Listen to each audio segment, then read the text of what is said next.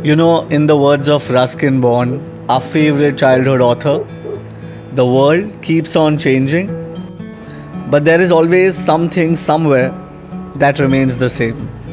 What have you got? Hot chocolate and a lot of food. I remember the first time I read about Landour as a kid. I almost didn't think this place existed. It was like this mystical Hamlet in the hills created by Ruskin Bond. Emily in Landour. And yet there we were, creating our own story. Too cold? Yum. Like my nose is frozen. It's worth it. Can't talk, it's that cold. It's starting to snow again. Good luck.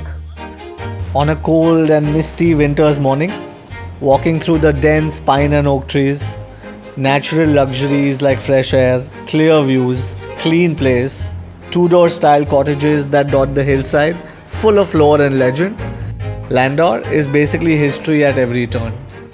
So, as we sat down to discuss the plan for the day, the aroma of chocolate and coffee, it showed us the way. The Landour Bakehouse simply has to be the most iconic spot in Landour. Entering this quaint little mountain bakery, it transports you to a bygone era. Wooden decor, rustic ambience, vintage wall clocks, and century-old authentic recipes. The Landour Bakehouse truly feels like going back to a century ago.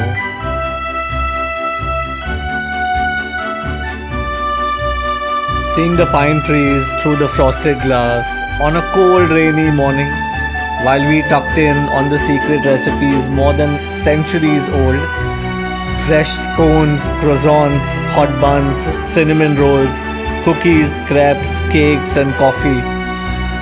This place truly reminds you of the era bygone.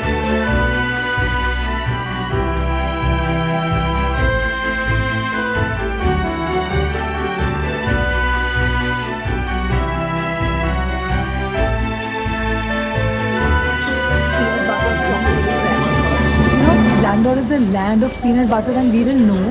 But we just asked somebody and we got to know the story from the British time that when Britishers left from here, they actually left a machine which used to make peanut butter for them. And this particular place has that machine still, they are making the peanut butter. Wow.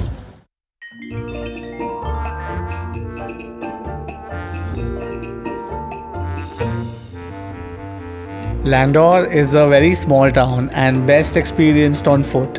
In fact, the whole town is just 2 goal chakkars, and the best part is that you can never get lost because wherever you go in Landour, the road will get you back.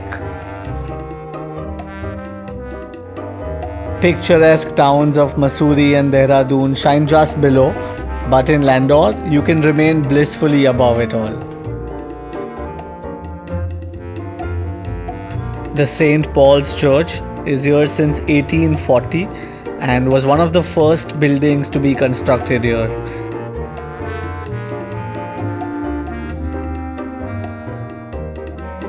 Since this is still a cantonment area, means that there are no new constructions allowed here. But Landour today is for lovers. Lovers of nature, lovers of peace, lovers of lazy afternoon rambles around the chakkar. Nice business. To check out the outside section, it's very pretty. So after walking around all morning, we reached Char Dukan and headed to Cafe Ivy. An elegantly done up interior, but the real surprise was outside. The outdoor patio area of the cafe had surreal views.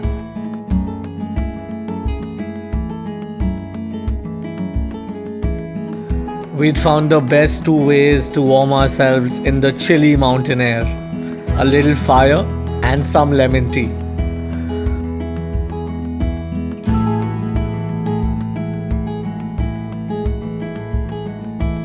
I think we were finally beginning to understand Landour and the unhurried pace of mountain life.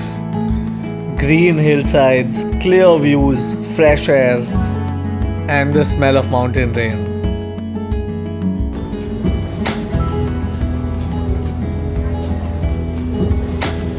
This is how you scare away the monkeys in the hills.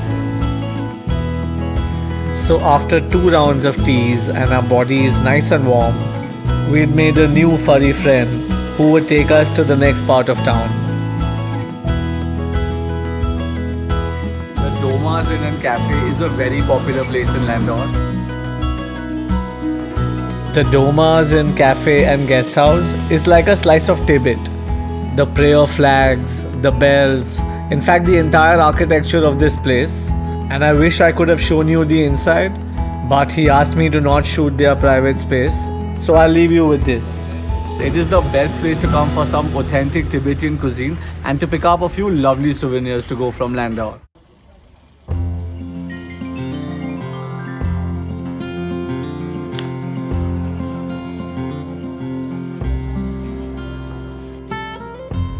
On the roof of a modest cafe, an observation deck with a telescope, and the most mesmerizing views of the Himalayas.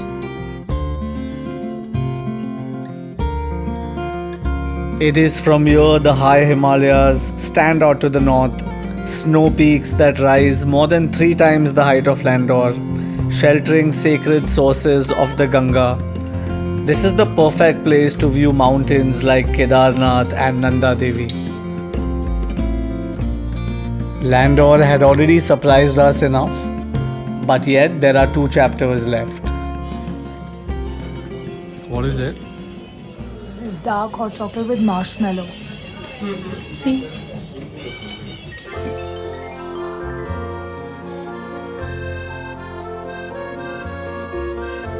A little below Landour lies the Bazaar, and I think this is Ritika's favorite chapter.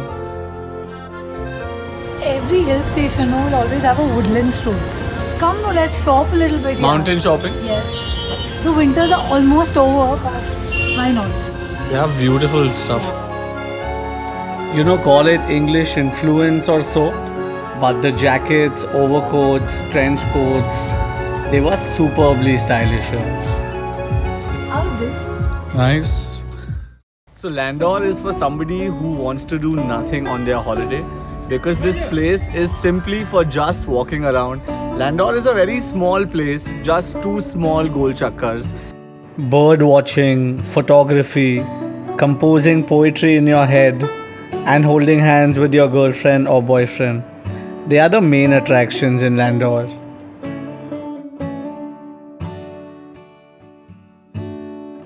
It's a town for all seasons, be it winter, snow, monsoons, spring, summer, or fall.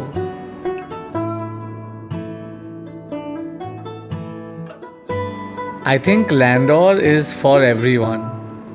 Everyone who is willing to tread softly and listen to the whisper of the wind in the trees, the long silences, walking along the chakkar, daisies by the roadside, and of course the dense pine, oak and deodar trees. If you come to Landour, the best thing to do is to walk around, because you're walking around these tall deodar trees, the alleyways and the cobblestone roads. The way this town is made is such a pretty vibe to just walk around and get lost in Landour. And there it is. That was the story of how we met Landour. If you're still watching this video, please hit the like button and show some love.